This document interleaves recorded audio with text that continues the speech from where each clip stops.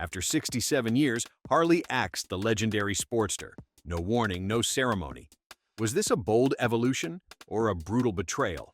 One decision just wiped out an American icon. What I'm about to tell you will piss off every real rider. Betrayal starts with numbers that'll shock you. 1957 was the year Harley fired their opening shot in a transatlantic street war with the XL Sportster. While British bikes like Triumph, BSA, and Norton flooded American roads with polished chrome and lightweight frames, Harley answered with pure aggression. The Ironhead engine didn't whisper sweet nothings. It roared, shook, and slammed power into pavement with zero apologies. This wasn't just engineering. This was personality wrapped in steel. The Sportster carved out its own category. Leaner than Harley's cruisers, meaner than anything from overseas. It became the middle finger on two wheels, and the world heard it loud and clear. But 64 years later, European Union bureaucrats would silence that growl forever. Abandonment hit like a regulatory sledgehammer when Euro 5 emission standards rolled out in 2021. Other manufacturers had spent years preparing, updating platforms, investing in compliance technology, modernizing their lineups. Harley-Davidson? They chose the nuclear option and pulled the Sportster from European markets entirely. France, Germany, and the UK watched their beloved Ironhead disappear not in a blaze of glory, but under a mountain of paperwork. The beloved Evolution engine that had powered dreams since 1986 suddenly became obsolete in corporate spreadsheets. Rather than invest in making it compliant, executives wrote it off like a bad debt. The same engine that had saved Harley's credibility in the 1980s, running cooler, cleaner, and stronger than its predecessors, was abandoned because updating it required actual effort and engineering investment. Replacements arrived wearing the Sportster name but carrying none of its DNA. The 2021 Sportster S landed with the Revolution Max engine, water-cooled, high-revving, and packed with technology that screamed Silicon Valley, not Sturgis. Gone was the signature potato-potato exhaust note that Harley had literally tried to trademark in the 1990s, replaced with a high-pitched whine that made longtime riders cringe. The new machine came loaded with cornering ABS, drag-torquey control, and rider modes, features that belonged on European sport tours, not America's working-class hero. Steel components gave way to plastic panels that looked like speaker systems. The tank resembled a gadget more than motorcycle heritage. Everything that made the original Sportster wrenchable, visceral, and real got buried under digital menus and electronic interference. Pricing delivered the final insult with MSRP figures that pushed working-class riders completely out of reach. The rubber-mounted Evo Sportster that had served as Harley's entry-level king from 2004 to 2020 offered accessibility. Not cheap, but achievable with overtime shifts and union paychecks. The Sportster S arrived with premium positioning that deliberately excluded the blue-collar demographic that had built the brand's reputation. What made this betrayal particularly cruel was the timing. By the 1960s and 70s, the Sportster had become the ultimate custom platform, affordable enough for garage builders, simple enough for weekend mechanics. The XR750 racing variant, launched in 1970, turned it into a performance beast that dominated flat tracks. Evel Knievel made it legendary, launching the XR750 into American mythology with every death-defying jump. Competition seized the abandoned territory with surgical precision. Indian Motorcycle didn't just compete with the departed Sportster, they obliterated its memory with the Scout series. The liquid-cooled Scout delivered modern performance while maintaining authentic American cruiser DNA. Lighter, faster, more reliable, Indian accomplished what Harley refused to attempt. The Scout's refined suspension and agile frame gave it advantages Harley hadn't matched in years. Younger riders noticed immediately. The styling screamed American muscle, but the ride felt contemporary, built for today rather than yesterday. For anyone who'd been eyeing a Sportster, the Scout offered more bikes with fewer compromises, exactly what Harley should have delivered. Royal Enfield entered the conversation with the Interceptor 650, offering global accessibility at prices that made Harley's premium positioning look ridiculous. Triumph joined the assault with modern classics that proved heritage brands could evolve without losing their souls. Even Chinese manufacturers began targeting displaced Sportster riders with affordable alternatives, emphasizing mechanical simplicity over digital complexity. The identity crisis exploded when Harley's leadership realized they'd destroyed their own mythology. This was the same company that spent 6 years in court during the 1990s trying to trademark their exhaust sound, fighting Honda, Yamaha, Suzuki, and Kawasaki over the right to own the V-twin rumble. They lost that legal battle in 2000, but the attempt revealed crucial DNA about Harley's defensive mindset. When faced with competition, they chose lawyers over innovation. That same mentality resurfaced with the Sportster's execution, except this time they weren't defending their sound. They were destroying it. The company became obsessed with buzzwords like connectivity and modular design, while the riders who'd built Harley's legacy got left out of the conversation entirely. Consequences rippled through manufacturing networks like structural damage spreading through a frame. The Sportster hadn't just been a product line, it had been a consistent profit engine with high margins and robust aftermarket support. Used Sportsters maintained incredible resale strength, often passed down through generations of riders who customized, rebuilt, and rode them into the dirt. Union workers at Harley's York, Pennsylvania facility didn't just lose production lines.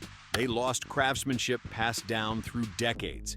The institutional knowledge of tuning, assembling, and perfecting air-cooled architecture became worthless overnight.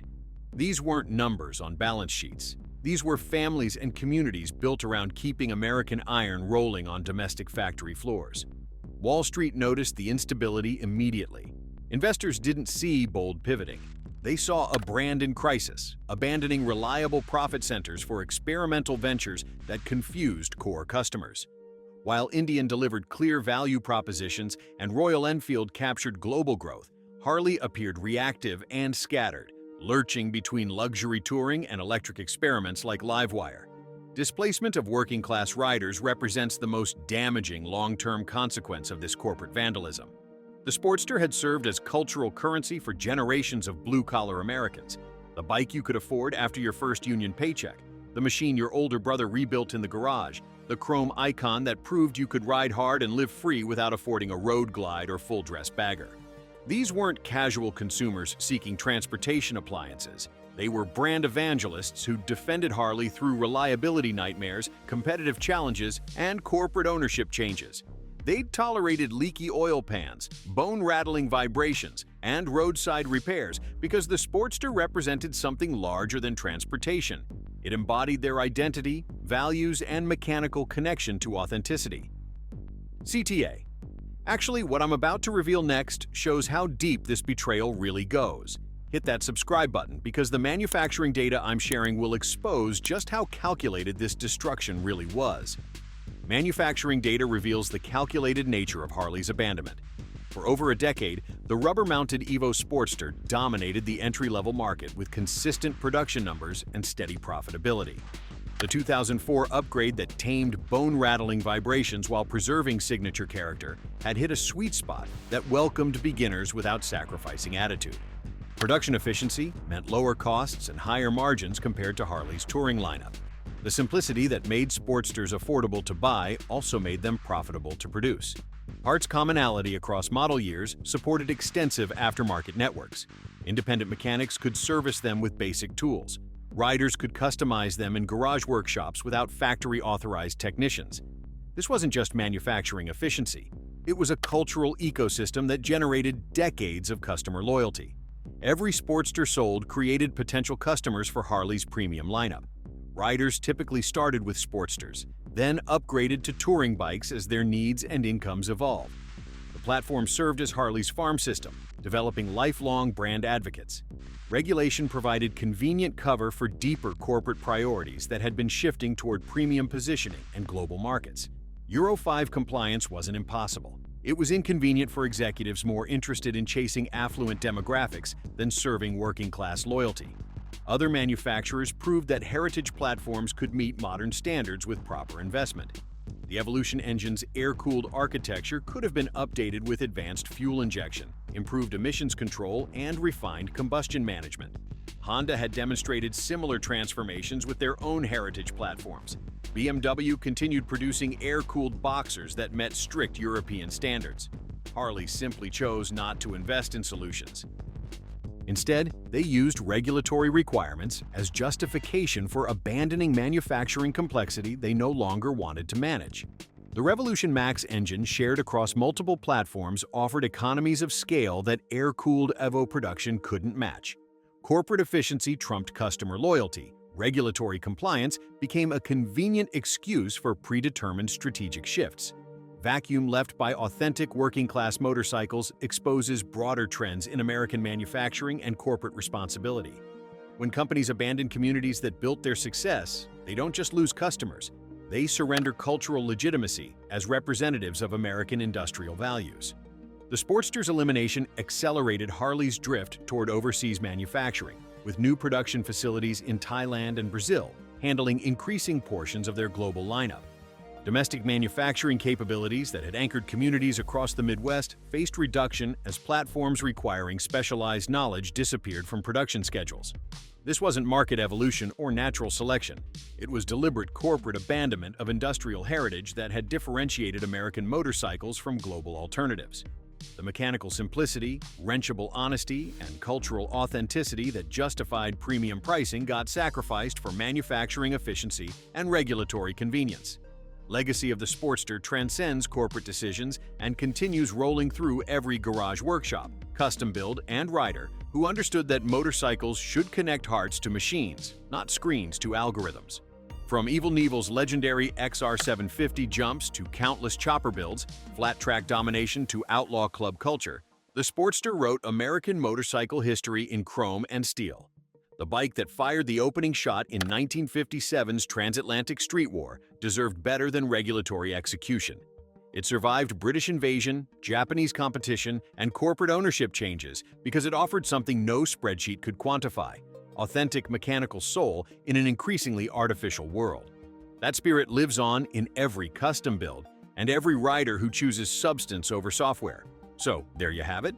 The complete corporate assassination of America's most accessible rebel, executed by executives who valued compliance over character and efficiency over authenticity. The Sportster didn't die from market forces or technological obsolescence. It was murdered by corporate cowardice and cultural abandonment. While Harley chases global demographics and digital integration, the throne once occupied by their most legendary machine sits empty, waiting for manufacturers with courage to claim it.